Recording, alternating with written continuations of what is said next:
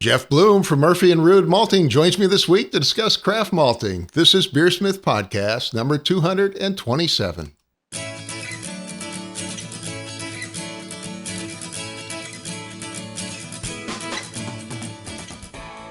This is BeerSmith Podcast number 227, and it's early December 2020. Jeff Bloem from Murphy Rude Malting joins me this week to discuss craft malting. Thank you to this week's sponsors, Craft Beer and Brewing Magazine. Every issue of Craft Beer and Brewing Magazine is packed with articles for homebrewers and beer lovers. They're offering access to videos, brewing courses, exclusive articles, and the amazing Craft Beer and Brewing Magazine. Go to beerandbrewing.com to get your subscription today. And also the Brew Commander, the new brewhouse controller from Blickman Engineering. It's available in electric and gas propane models. The patent-pending Brew Commander is a high-quality brewhouse controller that offers automated step mashing, boil timers, precision temperature control, and advanced settings. Command your brew day with the new Brew Commander. To order yours today, go to blickmanengineering.com. Again, that's blickmanengineering.com. And finally, I urge you to give the new BeerSmith 3.1 update a try. If you've not downloaded the new update, grab it now as it includes improved data storage, additional dry hop options, new mash pH models, new add-ons, and more. To download your free 21-day trial, go to beersmith.com today. Again, that's beersmith.com. And now let's jump into this week's episode. Today on the show, I welcome first-time guest Jeff Bloem. Jeff is the founder and head maltster at Murphy Rude Malting Company in Charlottesville, Virginia. Opening its doors in 2018, Murphy Rude is Virginia's first and only dedicated commercial specialty malt house, now producing over 25 base, high kiln, crystal, and dry roast malts for regional brewers and distillers. Jeff, it's great to have you on the show. How are you doing? I'm good, Brad. Thanks for having me. It's nice to see you. I'm glad you're able to take some time out of your busy day. Can you start by telling us a little bit about how you decided to dive into craft malting? Yeah, it was really the surprise of a wholly untapped and frankly non-existent supply chain, despite the rampant growth in Virginia craft beverage markets. That curiosity, which I thought there was probably a laundry list of suppliers supporting these craft beverage producers, and it turned out to not be that way. And so that curiosity took me down the path of small grain agriculture. And I started in earnest attending small grain field days, typically put on by Virginia Tech at some of their test plot locations across the state.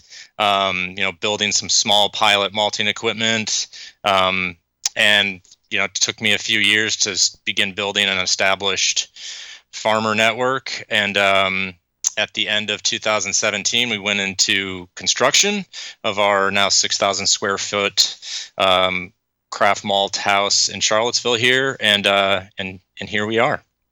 And are you the only craft malt house in Virginia?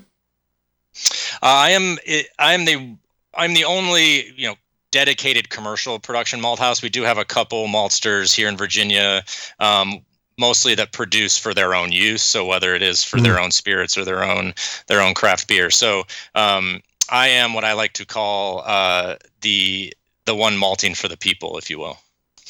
and what's your background, Jeff? Are you did you get interested in this because you're a home brewer, like craft beer, distilleries? I don't know. I had dabbled with home brewing. I really wasn't, terribly good at it at the time. I had brewed a few batches with a buddy of mine here, but really the background I had is less glamorous. I mean, I didn't come from some family farm that has been operating since the 1800s. I did not, I did not get a degree in ag sciences or anything like that. It's really mostly that I was taken down this path of, curious small grain agriculture. I really come from a corporate background in corporate growth, working for a government consulting firm for a little over a decade. And prior to that, some grant making. So I really, the bridge to malting was a fairly random one, though it has certainly become my calling for sure. So kind of like me, you wanted to do something a little different, huh? Yeah. And I mean, I didn't really intentionally go down this path. the research kind of turned into some practice around here and some building of small equipment. And then, before you know it, you're in your basement at 3 a.m. turning grain, wondering what on earth you're doing up. I'm sure we can all. You were talking a little bit before the show, but I think you mentioned that a friend of yours maybe got you thinking down this road. Yeah. A good friend of mine, Brian Morse, actually years ago was potentially thinking about opening a distillery. He had actually had a forestry degree and was an orchardist by trade. And our conversation over a beer one afternoon turned into actually how scary it would be to become a craft brewery or a craft spirits producer here in Virginia, given all of the manic growth that was going on at the time, and really thinking that perhaps the supply chain was a more interesting and needed capacity here. And so, I went home and I looked into it, and he was focused more on some of the infusion spirits that were going on at the time. And I, went looking around for malt and hops, and it really wasn't happening quite yet. And, years down the road, you just kind of find yourself where you are, I guess. So tell us a little bit about the company. How'd you set it up? What does it look like?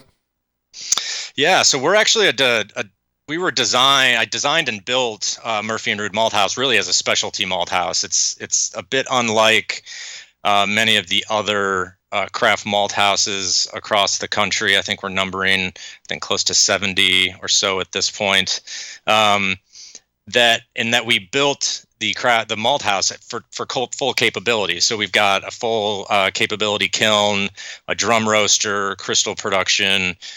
We really did design our facility to be able to produce a wider range of products. And the model was really built on enabling brewers and distillers to weave our products into their current production in a variety of ways, as opposed to trying to force a decision around moving all of their supply to us. They would be able to weave us in and kind of select where they want to use some of our products with perhaps what they're already comfortable using at the time.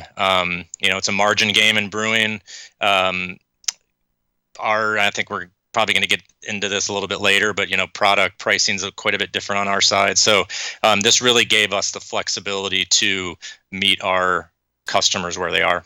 So when you say specialty malts, do you mean you focus more on the specialty malts as opposed to maybe some of the base malts, or? Yeah, believe it or not, I had opened the malt house with the intention of producing and selling base malts really for the only first year, and then moving almost entirely to specialty malts. So that meaning more of the special use malts, high kiln, Viennas and Munichs, crystals, high color dry roast, your browns and your chocolate malts. We also do a biscuits and some aromatic malts, but and different applications in that. And believe it or not, I didn't see it coming, but we are still very, very high volume in our base malts. We offer quite a few, from Pilsner to Pale to an English Pale or a Pale Ale malt. And so we have really been pleasantly surprised with the demand of our base malts as well as our specialty stuff. So, the best laid plans, I suppose, but I couldn't be happier with where we are. That's awesome. Tell us a little bit about the malting process. How do you source your barley? What type of process are you using? What type of equipment are you using? I know a lot of malt houses, craft houses, end up creating a lot of their own equipment too, right? Yeah, and ours is really no different. I mean, we have a mishmash of different, either professionally designed and fabricated or, kind of pieced together equipment.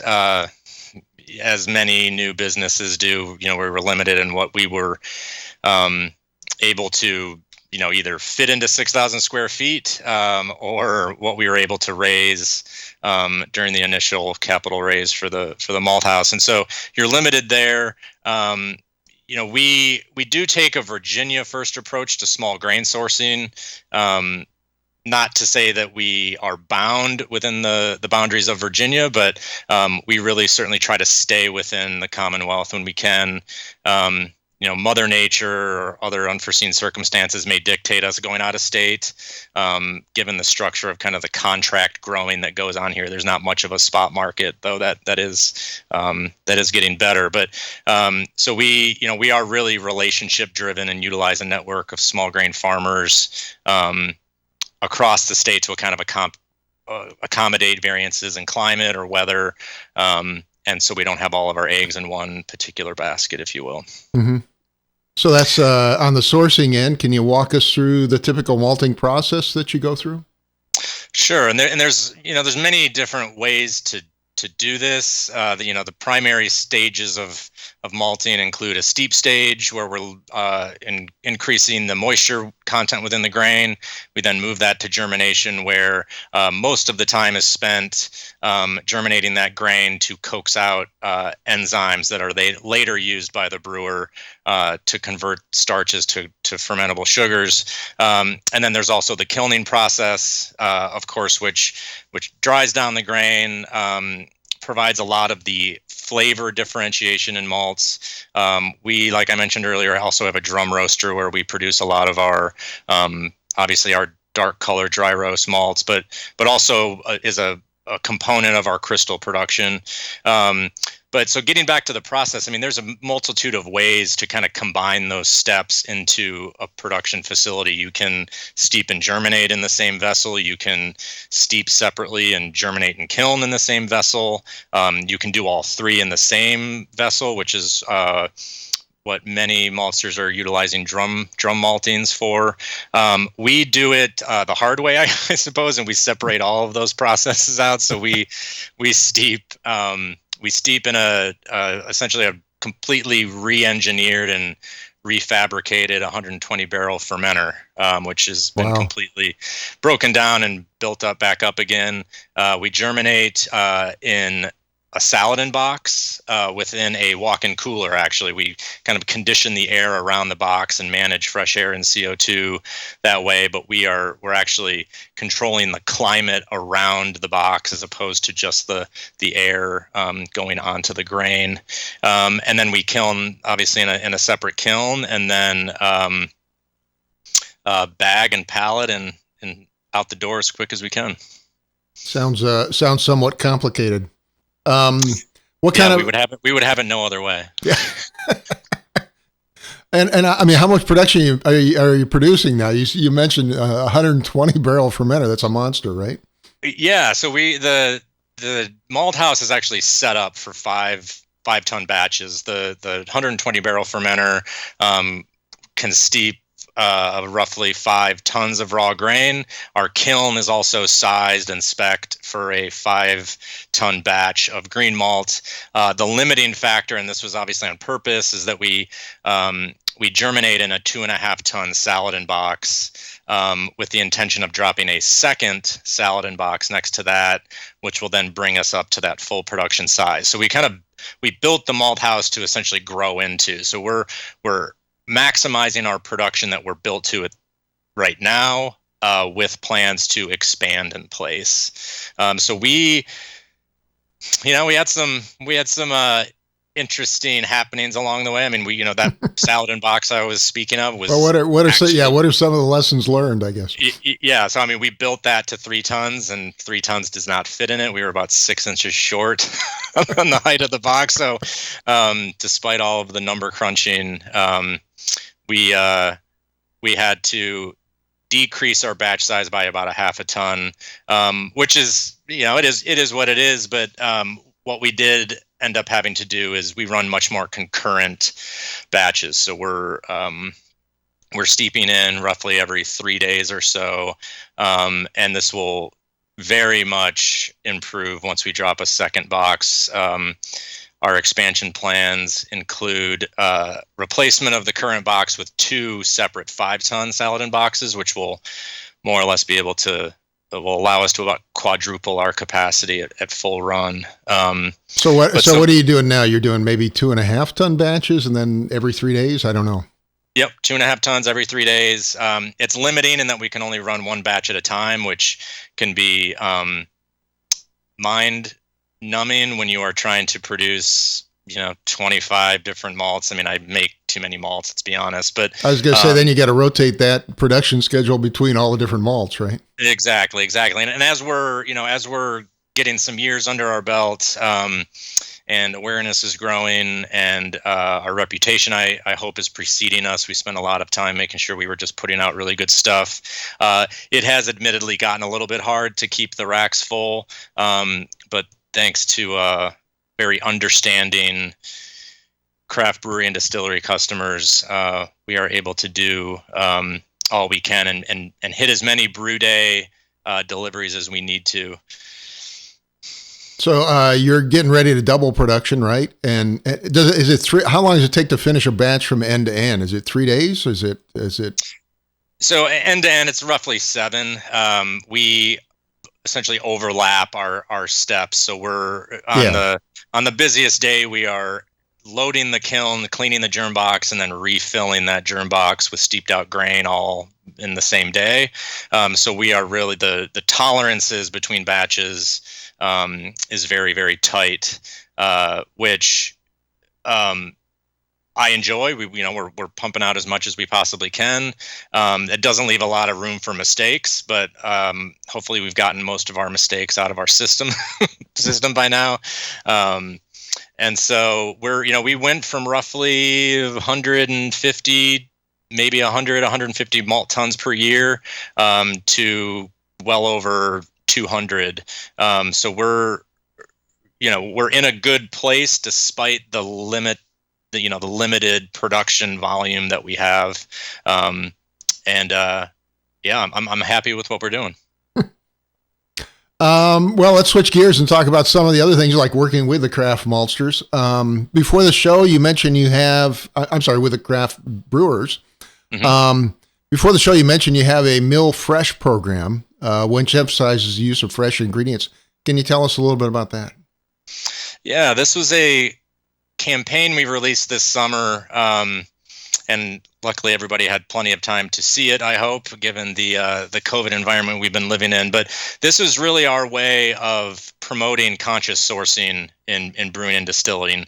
This is different than calls for ethical or sustainable sourcing that you can see in fashion and in different trades like coffee and chocolate. When we say conscious sourcing, we really do mean more breaking out of the habitual, almost robotic methods of ordering raw materials that are, and really giving some thought to what is available closer to home. Anybody who's, any pro brewers that have worked in a brewery for any amount of time, and even on the home brewing front, I mean, it's an easy thing to do is to kind of just assume the malts are just there and everything else is what we play with. And that really is no longer the case. And so if we can break folks out of just that kind of robotic computer, drop down box, fill cart, make the pallet a full skid for $150 flat rate shipping, if we can really encourage brewers and distillers to think about what is being produced around them and produced with products that are closer to home, we can really start to, for all intents and purposes, decommoditize the what we consider to be craft. And so getting kind of to the fresh component of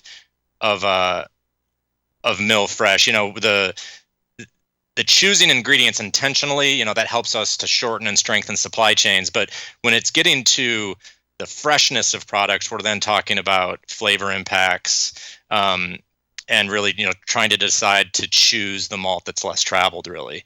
If you think about it, there are thousands of chemical compounds associated with flavor in malts, and malts, particularly highly kilned and roasted malts.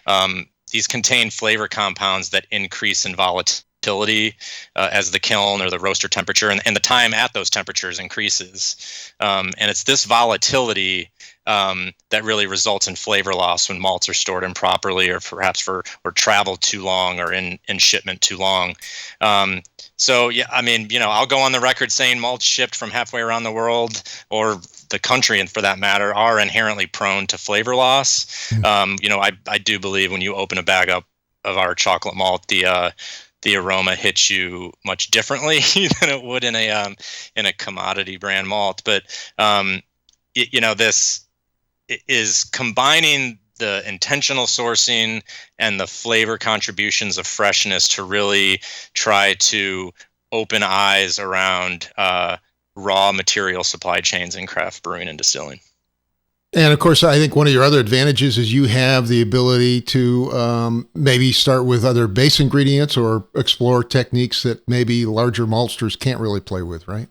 The small batch side of this is a very good one. It allows us to do one-off and special release batches with much less risk on our side. We can experiment with new grains. We can keep our finger on the pulse of agriculture here and see new varieties or different types of small grains coming down the pike, and be able to integrate those and get those through the malt house relatively quickly, and then allow the market to kind of tell us where to go with those things, as opposed to running a test 400-ton batch.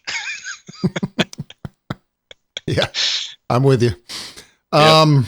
Well, you mentioned the flavors are very important, and one of the advantages of the small craft brewery, of course, is you can get fresh ingredients to the brewer much quicker. How have you started working with the craft breweries and even home brewers to integrate local and craft malts into their brewing process?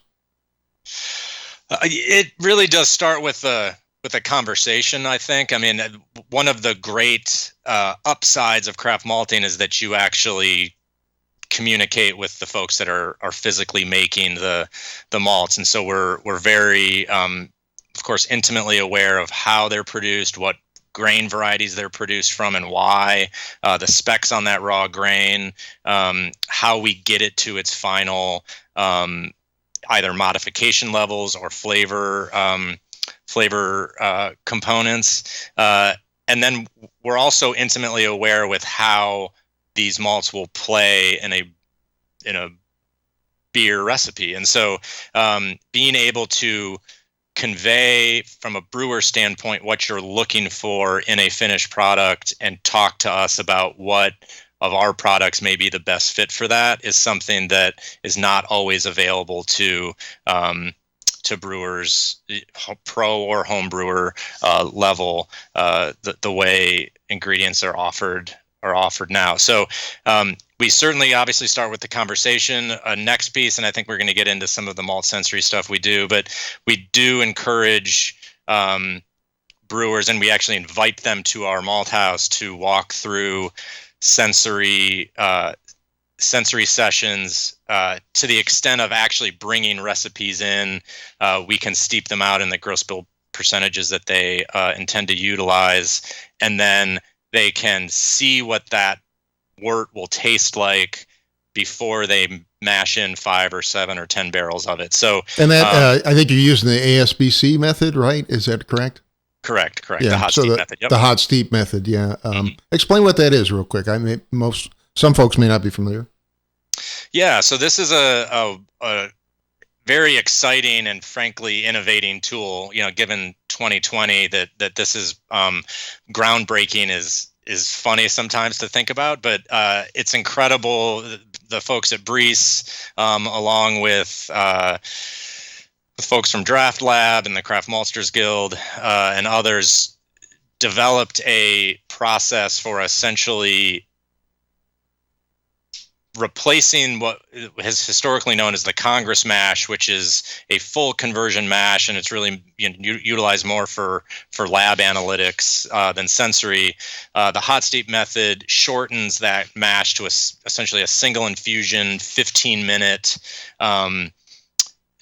malt tea, if you will, that allows you to extract the color and the flavor of those malts, but without the very palate fatiguing sweetness that a Congress mash would typically give you. And so you're able to very quickly assess flavor notes within a given malt, and also along the range of intended grist percentages. So it allows you to taste a chocolate malt at 15% inclusion, which is much more realistic for brewing, as opposed to steeping out 100% chocolate malt, giving that a taste and saying, wow, that's what it's going to taste like in my beer, because it certainly is not.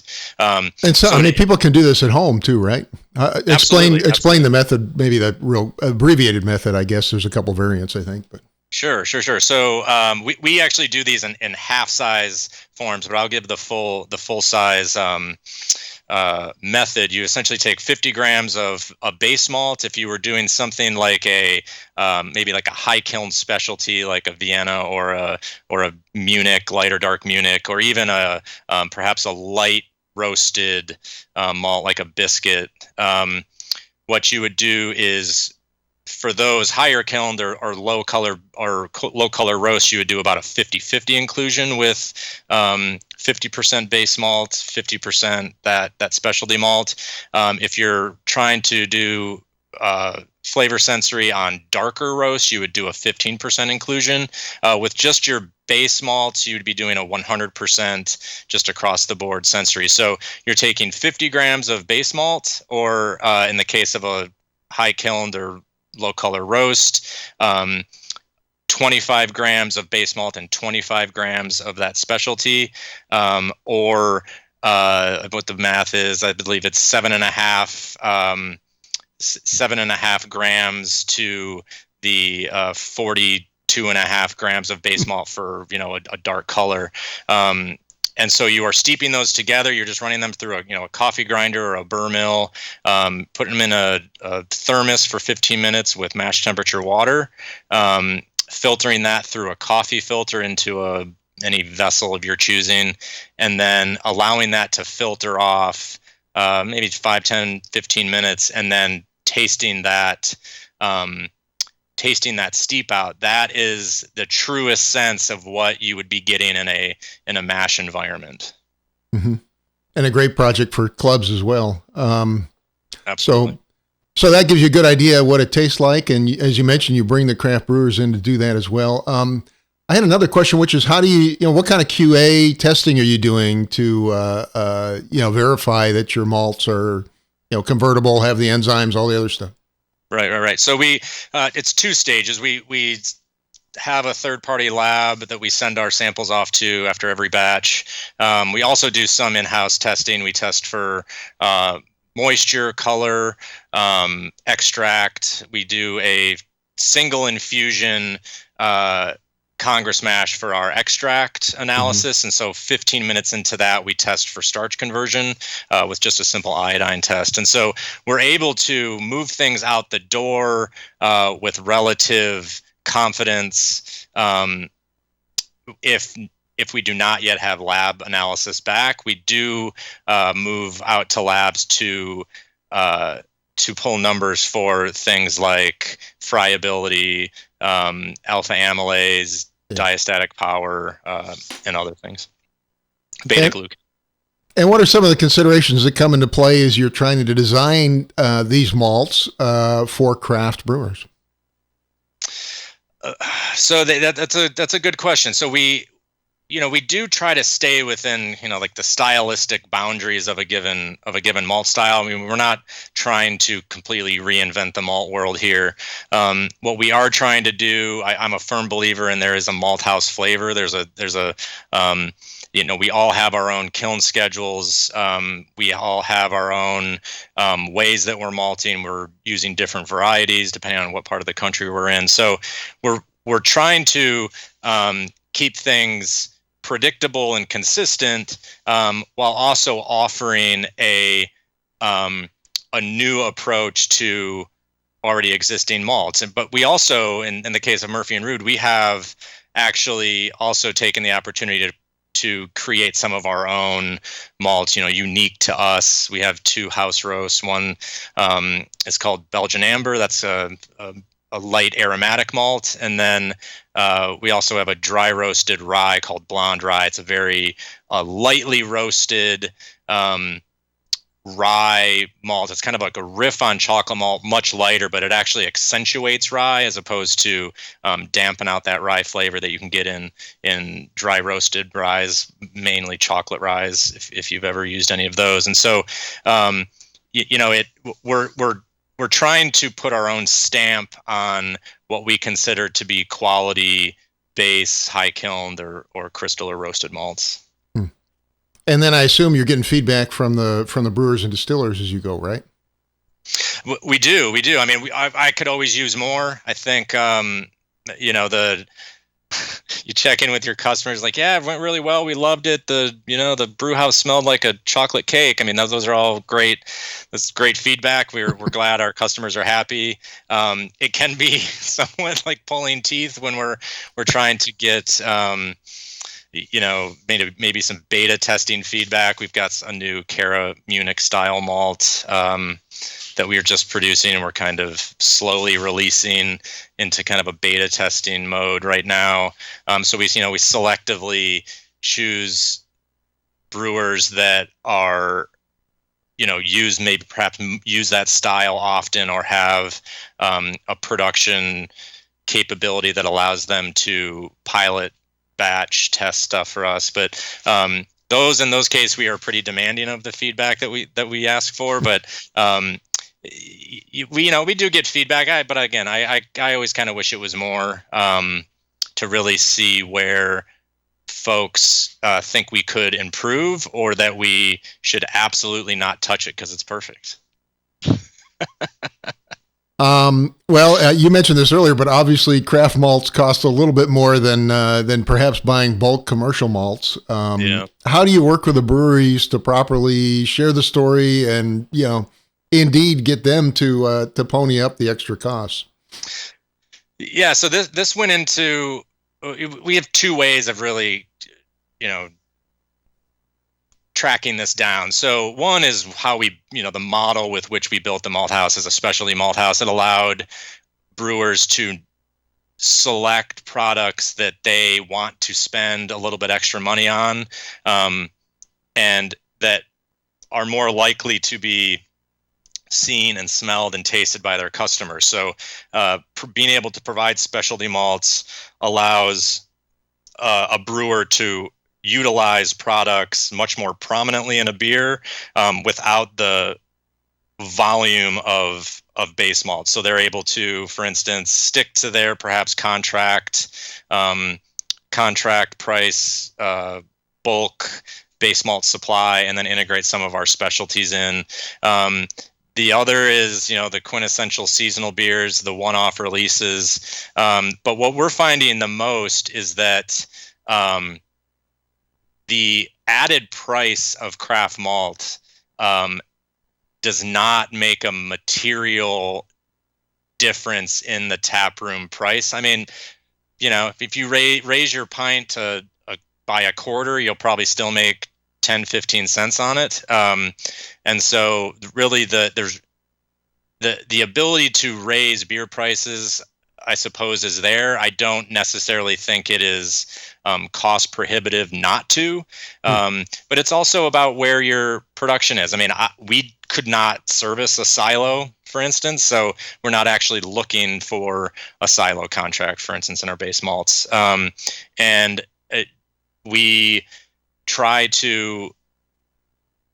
We have a very good mixture of breweries that are, nearly exclusive users of all of our malts. And we're their primary malt supplier. We have others that use us for very select releases over the course of the year, whether it's an anniversary release or a sour or barrel program, products that they're pushing, and everything in between. And so it's the flexibility and that ability to weave us in that really folks need to think about. I don't think anybody expects a craft brewer to make wholesale switches in their malt supply to integrate a more localized Craft Malt supply chain.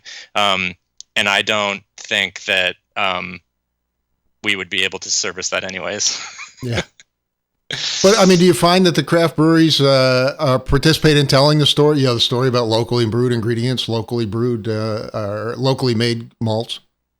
Yeah. So, and the other way we help move this is we really try to provide tools and marketing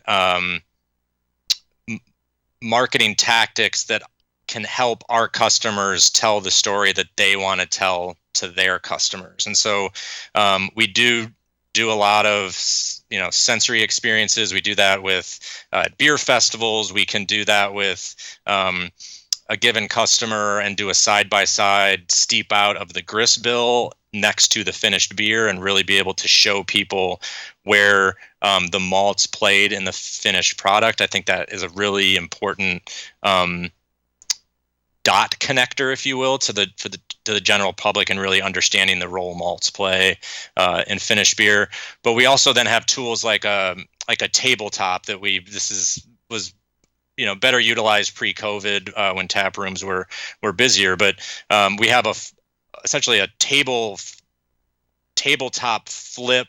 I assume, just a little flip chart or something. A little flip chart but it walks us through. It'll walk folks through the small grain agriculture in Virginia, harvest year reports, so to see how the weather impacted the grain supply that then impacts the malt supply. We walk through a page on each malt that particular brewery uses, and then we highlight some of our farms that can then link to videos that are on our website. And so it allows somebody at a tabletop or at a bar, once they open up again, I hope soon, to be able to sit there and rather than scrolling through their phone, they can scroll through this tabletop flip chart and really learn a little bit more about both the beer that they're drinking as well as what the brewery they're at is utilizing in a local supply chain. Now, Jeff, you at the beginning you mentioned you got into this because of a discussion over distilleries, and you do supply several different distilleries. How are the needs of the distilleries different, perhaps, than the needs of the craft breweries? It depends on the spirit being made. I mean, if you're an all grain or a grain distiller, so the best example being that of bourbon distillers who are using a very high percentage of raw unmalted adjuncts. Their malt requirements are much different. They need a much more highly enzymatic base malt to convert, obviously, both that malt starch as well as the raw unmalted adjunct starches, so that of corn or raw wheat or raw rye. That malt carries that whole mash bill, and so the need is much different from an enzymatic package standpoint. When we're talking to a single malt whiskey distiller, for instance, they're using a product much similar to what a brewer's using. They're looking more for flavor profile as well as yield, and so that's that's much more in line with what we're producing on a daily basis for brewers. So how do you change your recipe, if you will, to adopt to the different ones? Yeah, so a grain distiller's malt would be a very high protein barley that we spend all this time trying to get growers to control the amount of protein that's in their finished grain. This particular malt, because enzymes are proteins, to get a higher enzymatic package, you need a higher protein barley going into the process to begin with. Once you have that, it also begins with a longer germination period. We germinate that barley to an extent that the enzyme package is at its highest point, and then we kiln it at the lowest temperatures possible to actually preserve all enzymes. In a typical brewer-based malt, even a Pilsner or a Pale, you're getting up to temperatures that are you're denaturing a little bit of the enzyme package in those products, but you don't need as much in a brewing application. So that grain distiller's malt is very high powered malt that is produced more for enzymes than, let's say, flavor development in the kiln. Interesting. You also do some home brewing on the premises, right? To try out your malts. Can you share us some of the beers that you've developed in the brewery using your own malts, perhaps to highlight some of the characteristics? Yeah, I mean, I figure it's always important to test your own wares, if you will. So we do utilize, it's just a small 5 to 10 gallon homebrew batch tradition at the malt house that allows us to really R&D either new malts that we're developing or want to tweak, or malts that we just want to make sure that we are, always familiar with how they're going to play in a different beer application. A lot of our specialty malts, particularly our house roasts, we want to brew different beers so we can teach brewers where to best utilize those malts because they're not used to them on the open market. So, most recently we brewed a really low ABV, delicious corn lager with some heirloom corn that we had been piloting this past year. Testing out things like a Baltic porter with our blonde rye. I also think blonde rye would play really well in like an Irish red to really, play up if let's say a brewery has an Irish red as a flagship that's on tap all year round, to really differentiate that as a flagship beer as opposed to just kind of a common Irish red that is brewed for drinkability. And so, testing whether we could maybe integrate our aromatic malt, Belgian amber, into a double IPA, for instance, to really bring out some of that malt backbone when these are getting relatively heavily hopped to counteract the higher ABV. So it's important for us to be able to convey where malts will and will not work in a given recipe. Do you actually sell the home brewers? That was another question I had. I do. We do. We did. We originally were just going direct to consumer, via our website. We did eventually move to Homebrew Supply, certainly locally only. Our local Homebrew Supply store carries our whole line here, which is great. It gives full access to homebrewers in our area. Admittedly, homebrew supply stores can be difficult to get into. The margins are not the greatest in a homebrew supply store, and they're also bringing in a lot of SKUs because there's a lot of different malts when we started talking about all of the European producers and all of the recipes that specify a particular brand and a particular type, in which case the home brewer may not want to necessarily deviate from that. So homebrew supply stores are really trying to give homebrewers all the options that they could potentially need. That doesn't always leave a lot of rack space for craft malts, and that they may be outside of the price point that a homebrew supply store is willing to sell them at. Or in some cases, we've heard that some homebrew supply proprietors just don't think that the homebrew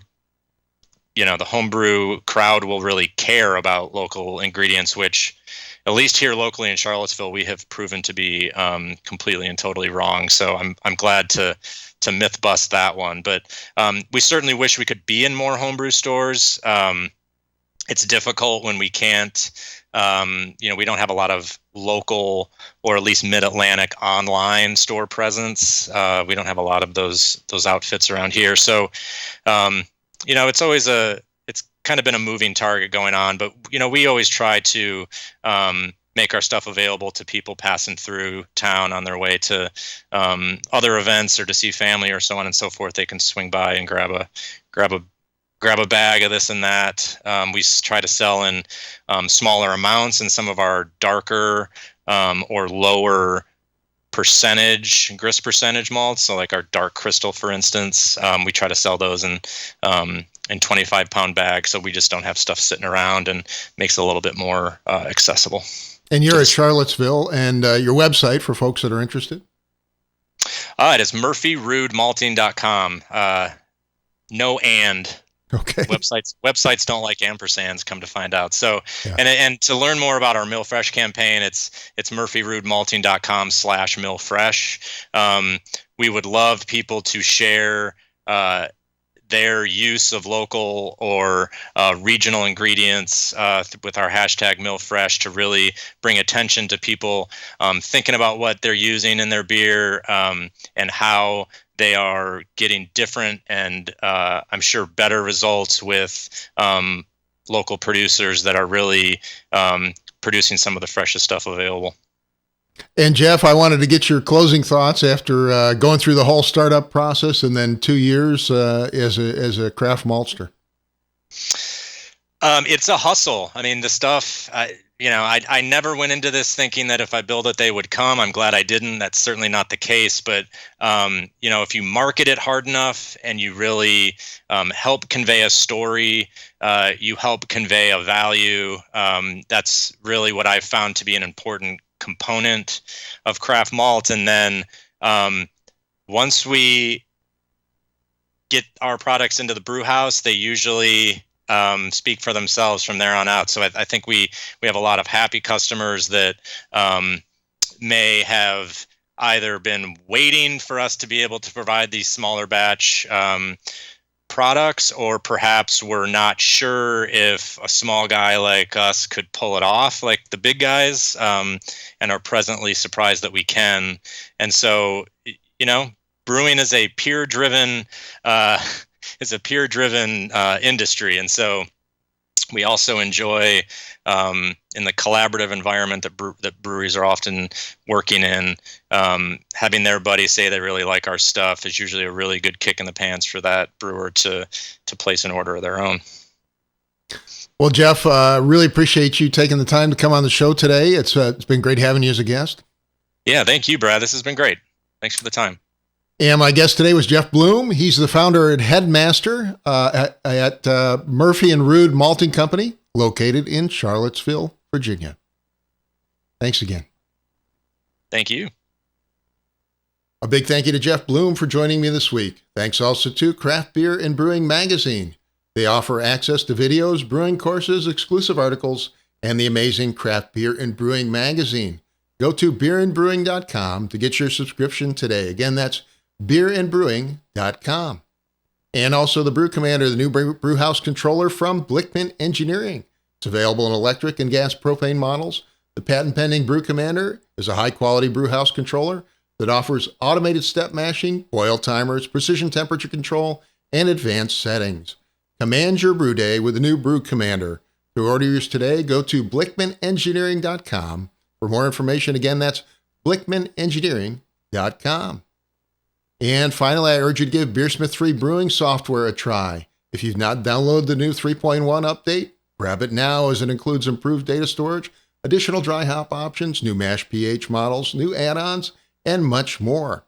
To download your free 21-day trial, go to beersmith.com today. Again, that's beersmith.com.